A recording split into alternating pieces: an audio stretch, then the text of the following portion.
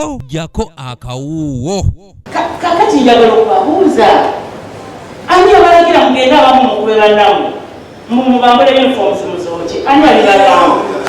Olunaku olwaleero abagoba ba bodaboda mu Kampala basisinkanya abatwala ebyo by'okwerinda mu kibuga Kampala ne basala entoto ku butya bwe bagenda okutereeza omulimu gwabwe okwetooloola ekibuga kyonna n'okumalamu obumenyi bw'amateeka. Mu lukuŋŋaana lwabwe lwe batuuzizza ku kirabo obligato, Hajati Hawa Tebandeke ng'ono yakiikiridde RCC wa Kampala mu lukuŋŋaana luno agambye nti abagoba ba bodaboda okutereeza omulimu gwabwe kibakakatako bo bokka na bokka era ng'ono abasabye okukwatagana balekeraawo okulwanagana kubanga bonna bakola omulimu gumu. Mutumalamu amaanyi ebiseera ebisinga ekisaawa eno olwanaki ne muno kyabadde agezaako okutegeeza nti yeewuunya okuba nga mukubagana mmwe mwekka na mwekka. Hajati Tebandeke bano abasabye okugenda mu maaso n'enteekateeka ey'okwewandiisa nga gavumenti bwe yabalambika era nga buli omu asaanidde agula yunifoomu bave ku abo abababuzaabuza.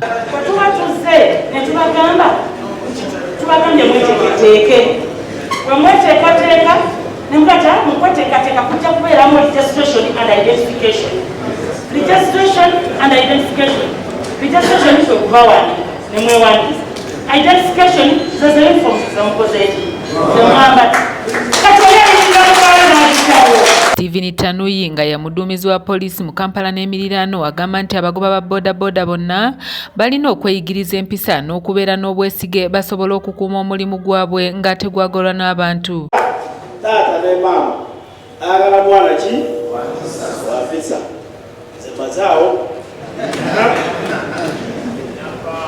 ekyokubiri kuba bayita batya trust ku Uganda. Trust okwezibwa kikulu nnyo.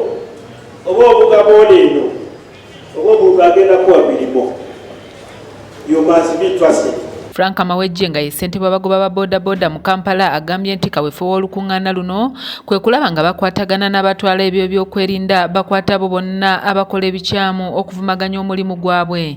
Eno ensisinkano y'olwaleero ya byakwerinda bodaboda ne poliisi n'ebitongole ebirala byonna bisigenda kumenya mannya atusinkanye okutema empenda oba okubangawo enkolagana wakati waffe n'ebitongole by'okwerinda okulwanyisa obumenyi bw'amateeka obwetooloolera ku mulimu gwaffe ogwa bodaboda. Charles Ndugwanga ye ssentebe w'abagoba ba bodaboda mu Kampala Central agamba nti mu nsonga eno tebagenda kwetiiririra nga bakola butaweera nga bali wamu ne poliisi okulaba nga abamenyi b'amateeka baggwa mu mulimu guno.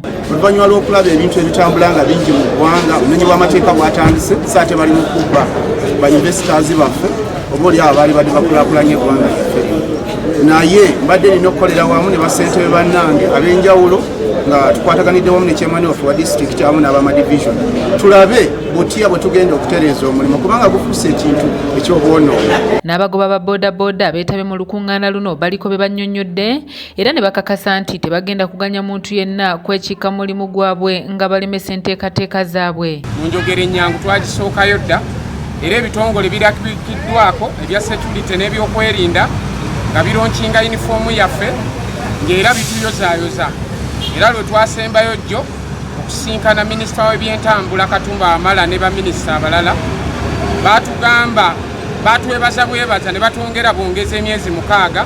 Kakati akuleeta wano netukola identity card ng'akumanyi kitegeeza tuve ku stage level je ku police level je ku division level tulokitwala empapula ezo wako omwezi tutwale ezirina okubeera. Steven Tumusime yakusakidde eggulire lino ku lwa ABS Television. Tugenda nabawulako n'okumirimu abamu balowooza nti abaasoma bebagerere bebasobola bino si byakusoma.